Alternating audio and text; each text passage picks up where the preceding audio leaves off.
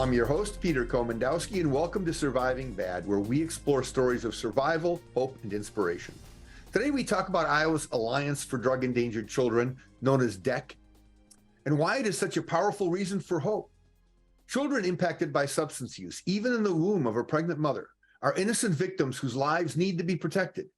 Jennifer Slater, president of the Iowa DEC Alliance and pediatric nurse, and Jasper County Attorney Scott Nicholson from the Jasper County DEC team join us to talk about Iowa's Drug Endangered Children's Alliance. Welcome to the show. Jennifer, this seems like such an important thing, especially children, these innocent victims. Tell us about DEC, how it became to be in Iowa, and what it does. Yeah, so I started working at the Star Center at Blank Children's Hospital in 2004. And since that time, I have been working with children who have been impacted by parental or caretaker substance abuse. We started focusing, when I first started, our focus was on prenatal exposure, like you mentioned, moms that are using substances during the pregnancy, and babies can have short-term and long-term effects from that exposure. We also then started working with children who have been impacted by substance abuse in their environments. So maybe children that are living in a home where a parent is using a substance in the home or even outside of the home, but taking care of their child while they're under the influence. So we started seeing these children at the Star Center.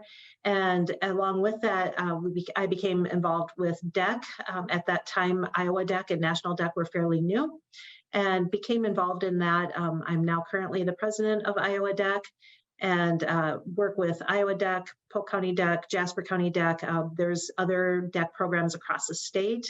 And we try to work with professionals who work with these children and their families and work together and collaborate so that we can try to provide the resources that these children and families need. So on the Iowa DEC level, we work more with trying to support the local teams by providing education, providing assistance. We meet regularly and try to figure out how we can provide services across the state. And as you mentioned, we have local teams as well. They may be county teams or regional teams that provide services and resources as well. And Scott is the leader of the Jasper County team, and I'll let him talk a little bit about that.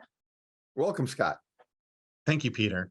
So in Jasper County, in the late 90s, we started seeing, and that was back when we had anhydrous meth labs, methamphetamine labs. We started seeing second and third generation families addicted to methamphetamine. And so we were looking for ways to kind of break the cycle, try to protect children better from their surroundings and their upbringing. So we, in 2007, we did finally put together a DEC team. And our DEC team consists of police officers, narcotics officers, hospital nurses, health providers, probation officers, prosecutors, just a wide mix of those professionals who work with children and their families on a daily basis. And probably the best asset that the Jasper County DEC team has is that when we do meet, and we meet once a month, when we do meet, we exchange information. That is the most important, I think, asset that we have, because we have school counselors on our DEC team. They will see the child at school. We have adult probation officers. They will see the child's parents from time to time, and they are learning one thing about the child while the other person is learning something else about the child. And we come together and we exchange that information so that we have a bigger picture and a better understanding of what's going on with the family to help better protect the child, or children in most cases. So that is how we started DEC. When we first started it, what we found, and this is actually kind of a problem for many counties who are trying to form DEC programs. So we have the Department of Health and Human Services, DHHS, who has their information and they protect it. Then we have the narcotics officers or the law enforcement officers who have their information and they protect it. Neither side wanted to speak to the other and share their information and felt that they couldn't legally. So we finally got together, and once we told them that a 28E agreement would allow them to exchange information without getting in trouble for it, That's how we started to really come together.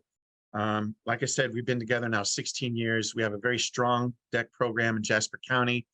But that is how we started in Jasper County. That's who is on our DEC team at this time. Now, the idea of a drug endangered children's program is hard to grasp if you haven't been there in some way. And I've known when you talk to parents, they understand things like secondhand smoke, but very few understand how maybe their drinking or drug use impacts a child so negatively. Now, that's one track. I want to ask you about that. And the second track is that one of the things I understand about the work you do is it's really not designed to break up families, but to intervene at a level where you can try and develop protocols for keeping families together. And that's what people don't often get. So can you sort of define the problem of drug endangered and how you sort of measure that? Is it just when the police show up, or are there other conditions that would connect them to the system this way? And how this solution is crafted to give the best possible outcome for the family?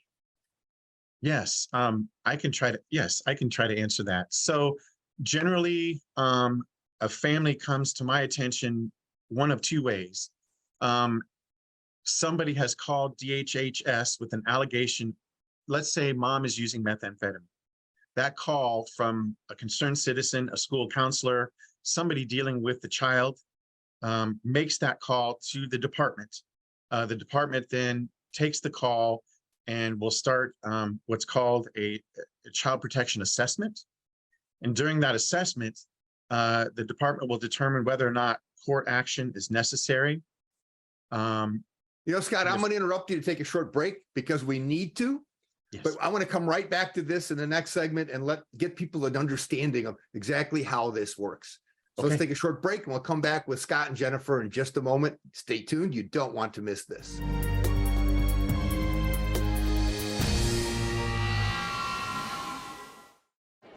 The black truck? Hey, Christina from accounting. Yeah, hi. Hey, I used to date a girl named Christina. Oh, really? Yeah, and then she dumped me for my best friend. You want to see some photos of them that I took? I don't.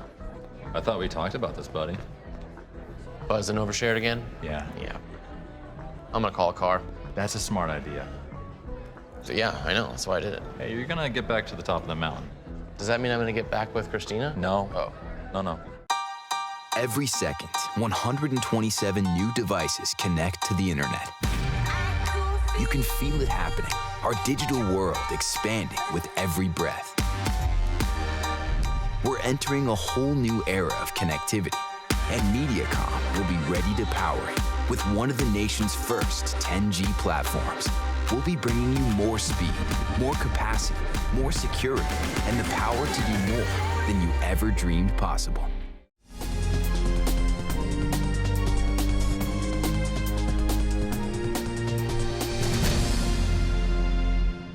Welcome back to Surviving Bad. We're talking about Iowa's drug endangered children and what's being done to protect them. Scott, when we came to our break, you were just beginning to tell us sort of how people are brought into the program. So allegations will be made to the DHHS. They will do an investigation, and during that investigation or protective assessment, they will determine whether or not this family needs voluntary services or whether or not they need more of a stringent court action. And that's where I become involved on the court action side of things. And so what we do is if the situation is dire and the children are found to be in imminent danger, then I will ask the court for what's called a removal order, and we will remove the children from the parents temporarily. And while the children are removed, I'm trying to fast track this for you, Peter. While the children are removed, that is when the department provides services to the parents so that they can overcome or deal with or get treatment for their addictions. And during that time frame, we do give the parents, it's by code, the parents have so much time to either participate in the services or not. And if they don't, then the children are not returned to their care and custody. And eventually if too much time passes by, then I would file what's called a termination of parental rights. But most of the time, I'd like to say, most of the time, we are able to reunite the children with the parents because they do deal with their drug addiction either through treatment, or they stop, or they get in supports. And so we do try to, in answer to your question, we do try to keep families together, even though there may be a temporary time where the children are removed. Does it help them? Because, getting into the system, being evaluated, losing your children, these are scary concepts. But if you get in trouble, they're going to, in the old days, they were going to happen and you didn't have much to say about it. Do you actually open up better lines of communication and connections so that the parents, even though they've had a problem, are a little bit more connected to their child's lives and opportunities for the future? Yes, one of the most valuable tools for reunification of the parents and the children is visitation. And there's different levels of visitation. There's fully supervised, semi-supervised, and unsupervised visitation. And we really focus on making sure that the parents and the children have as much visitation as they can during this process. And that's very important to both the children and the parents. And sometimes it even motivates the parents further to do the things they need to do to get the children back. Now, what are the ages of children that are in this process? 1 day to 17 and a half years. Wow. Yeah. Unfortunately, I know we were talking about natal exposure earlier, but unfortunately, what we're seeing a lot more children born positive for methamphetamine, heroin, fentanyl, all of these things. And so the hospitals who are testing, they will call DHS and get them involved right away. And so we are working with those families, those babies, and their parents right away. Jennifer, you've been a nurse for a while and working at the Star Center at Blank, and it's got to be tough to manage a relationship between very, very young children and parents in this kind of a stressful place. To give people maybe like me that have never been in that situation, how would you sort of describe the emotional happenings around an event like that? Yeah, it can be very emotional for both the children and the families involved. We see kids from birth to, 18, like Scott said, depending, it may be different circumstances, whether it's prenatal or environmental exposure. Some of these kids, we will continue to follow them. We know that, especially with prenatal exposure, a lot of times there can be long-term effects that we may see. So these kids may continue to follow in our clinic for years. So we really get to build relationships with these kids, with their families. We encourage the biological families to come to these appointments, to be involved in the care that we provide. We work with the foster families or the relatives that the children are placed with if they are out of home. So we really get to know these children and their families. And it's actually, it can be very challenging at times for sure, but in the end, a lot of times it's really rewarding to see the children doing so well, the families doing so well, whatever the outcome is, and to be able to see them be able to move forward with resources in place and make sure that they're getting everything that they need, but to see them going forward and being healthy and doing well. So that's sort of inspirational, that it's a hopeful experience for parents from a situation that really doesn't have a lot of hope. So that's pretty good. We're going to take a short break. We come back. We're going to talk about the many different people in a community that can be part of the support team working with the Drug Endangered Children's Alliance in Iowa. See you all after the break.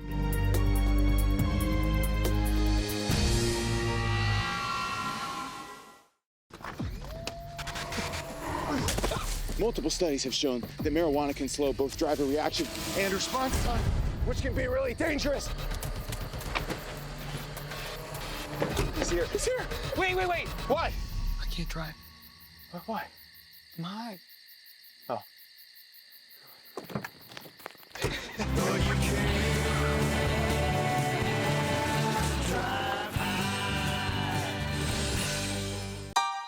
Every second, 127 new devices connect to the internet. You can feel it happening. Our digital world expanding with every breath. We're entering a whole new era of connectivity, and MediaCom will be ready to power it with one of the nation's first 10G platforms. We'll be bringing you more speed, more capacity, more security, and the power to do more than you ever dreamed possible.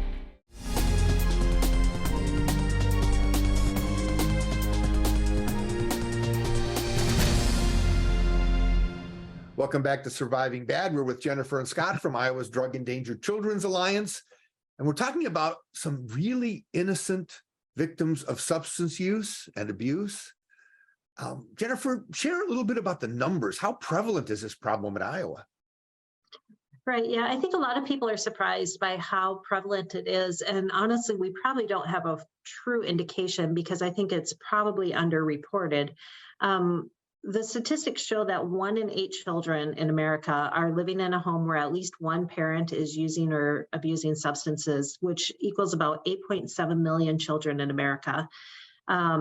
Every 25 minutes, a baby is born having withdrawal symptoms from being exposed to opioids prenatally.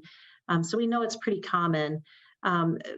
Just looking at opioids alone, we know that there are approximately 106,000 overdose fatalities a year in this country, and another 160,000 of non-fatal opioid overdoses that EMS is responding to. And I don't think EMS is always called when there are overdoses. So if you think about how many overdoses there are, it makes you wonder how many children are being impacted because we're not collecting that data.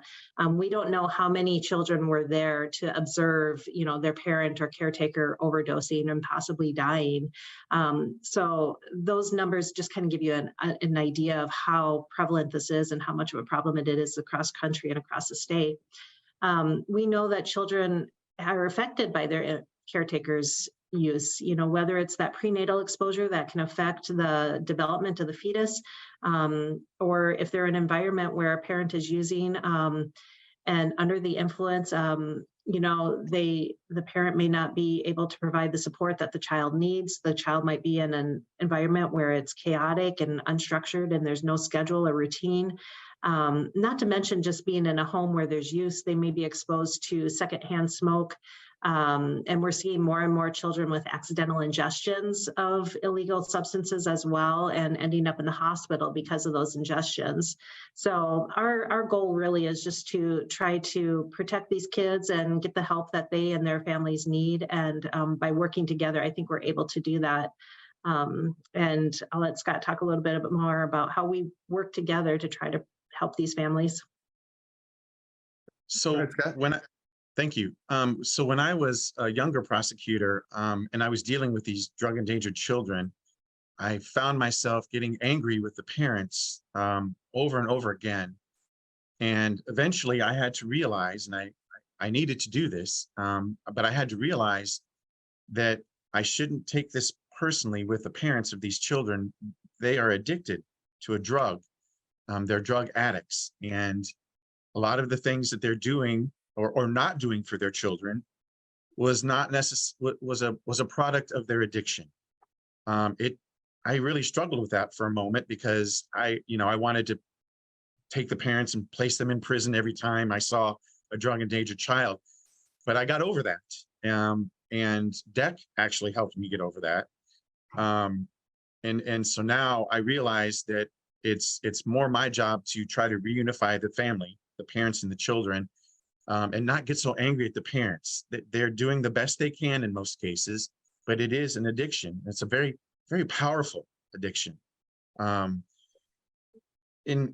Peter, I can tell you before DEC, in the old days, we would have narcotics officers who would kick in the door to a house. They would look for the drugs, find the drugs, and take the drugs, put the parents in jail, and didn't have a second thought about the children because they didn't know what to do with the children in the house. So they would give the children off to a neighbor, say Uncle Johnny comes by and he says, I'll take the kids, I know the kids, or anybody else that they could find, not securing or making sure that this trade-off or handoff was a safe place.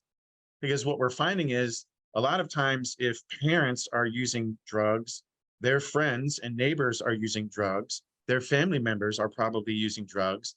And so the cycle was not broken. And so we formed DEC to break that cycle. Sometimes we have to remove children, but it's for their best interest. But we're making sure that they land in a safe spot. They don't ever go back to the environment that they were in, as long as we're involved. And so I think DEC has made, hey, what are we going to do with the children now? DEC has taken care of that, at least in Jasper County.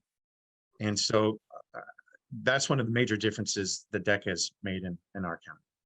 That's a powerful difference. We're going to take a short break. We're going to ask you both to come back and share some final comments, insights, inspiration for people in our final segment. Stay tuned. You don't want to miss this.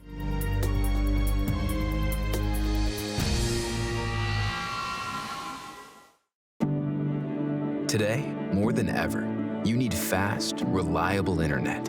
At Mediacom, we want you to know you can count on us. Our fiber-powered 100% gigabit technology network was built for the future. We have enormous capacity and power and 99.99% network reliability. So even though these are uncertain times, we're prepared, and you can be certain we'll keep your world connected. Every second, 127 new devices connect to the internet. You can feel it happening, our digital world expanding with every breath. We're entering a whole new era of connectivity, and Mediacom will be ready to power it with one of the nation's first 10G platforms. We'll be bringing you more speed, more capacity, more security, and the power to do more than you ever dreamed possible. The black truck? Hey, Christina from accounting. Yeah, hi. Hey, I used to date a girl named Christina. Oh, really? Yeah, and then she dumped me for my best friend. You want to see some photos of them that I took? I don't. I thought we talked about this, buddy. Buzzed and overshared again? Yeah. Yeah. I'm gonna call a car. That's a smart idea. So yeah, I know, that's why I did it. Hey, you're gonna get back to the top of the mountain. Does that mean I'm gonna get back with Christina? No. Oh. No.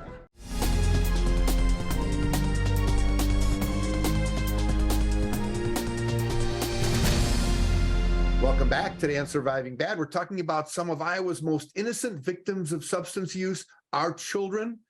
Let's see what insights our guests from the Iowa Drug Endangered Children's Alliance have to share with us. Scott, let's start with you. Thanks, Peter. So what I'm going to do is I'm going to encourage those counties that don't currently have a DEC program to seriously consider forming one, because I could go on and on about the great success stories we've had with our Jasper County DEC team. We've seen a lot of good outcomes that I don't think we could have achieved without our DEC protocols and the team that we have put together.